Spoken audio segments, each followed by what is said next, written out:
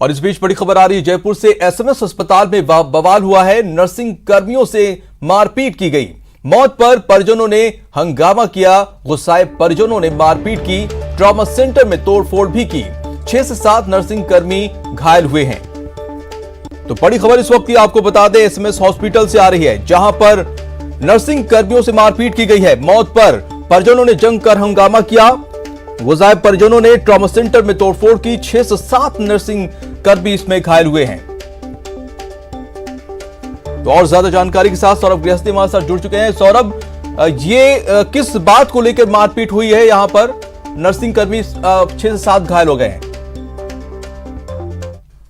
देर रात का है, ऐसा बताया जा रहा है कि एक हसनपुरा का मरीज था जिसकी इलाज के दौरान मौत हो गई थी। तो उस पर जो है वो परिजन किसी बात को लेकर गुस्सा हो गए और फिर उन्होंने नर्सिंग कर्मी के साथ जो है वो मारपीट करने लग गए।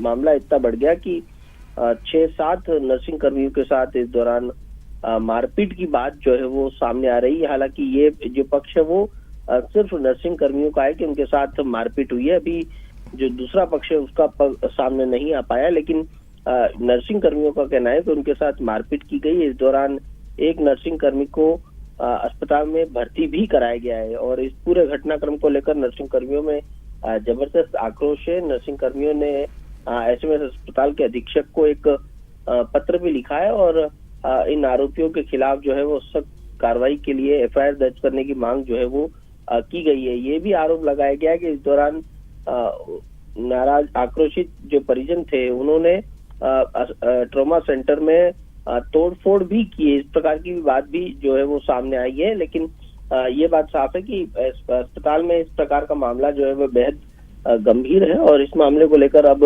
संभवतः एफआईआर भी कुछ देर में हो जाएगी। तो ये सौरभ, ये बताइए कि क्या कोई कार्रवाई हुई है पुलिस तक संज्ञान में आने के बाद मामला? देखिए, अभी ये देर रात का मामला है और उसके बाद अब जो है वो नर्सिंग कर्मी भी एकत्रित हो रहे हैं और इस पूरे घटनाक्रम को लेकर कार्रवाई को लेकर जो अधीक्षक हैं एसएमएस अस्पताल के उन्हें पत्र लिख दिया गया है। तो जब कुछ देर में जो है वो इस मामले में अस्पताल अपनी तरफ से एफआईआर कराता है या फिर नर्सिंग कर्मी अपनी तरफ से एफआईआर कराते हैं, ये देखने वाली बात होगी। लेकिन नर्सिंग कर्मियों ने अधीक्षक को पत्र लिखकर अस्पताल की तरफ से ऐसे लोगों के खिलाफ जो है वो कार्रवाई की मांग की है। हालांकि मैंने जिस प्रकार से कहा कि दूसरा पक्ष अभी तक नहीं आया, दूसरा पक्ष क्या कहता है वो भी देखने वाली बात होगी कि आखिर किन कारणों के चलते जो है वो तोड़फोड़ हुई है। लेकिन ये बात साफ है कि ना सिर्फ तोड़फोड़ हुई बल्कि नर्सिंग कर्मियों के साथ मारपीट भी हुई है और अब चूंकि अस्पताल अधीक्षक जो है वो अपनी तौर पर क्या कार्रवाई करेंगे ये देखने वाली बात होगी। तो सौरभ, अगर कार्रवाई में देरी होती है तो क्या नहीं लगता कि मामला और तूल पकड़ेगा और कहीं ना कहीं अस्पताल की जो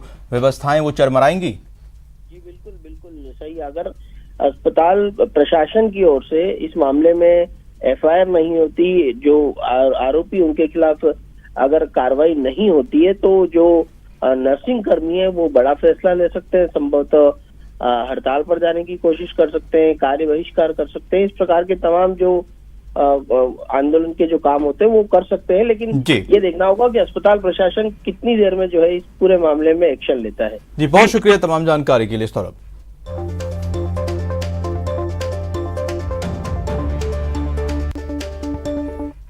जयपुर से बड़ी खबर इस वक्त की। कैबिनेट सब कमेटी की आज बैठक होगी। सचिवालय में ये अहम बैठक होने जा रही है। मंत्री बीडी कल्ला की अगुवाई में ये बैठक होगी।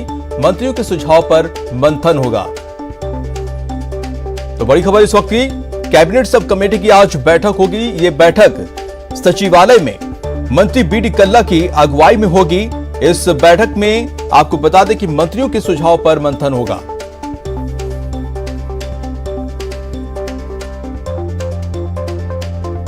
और अब चलिए देखते हैं खबरें फटाफट।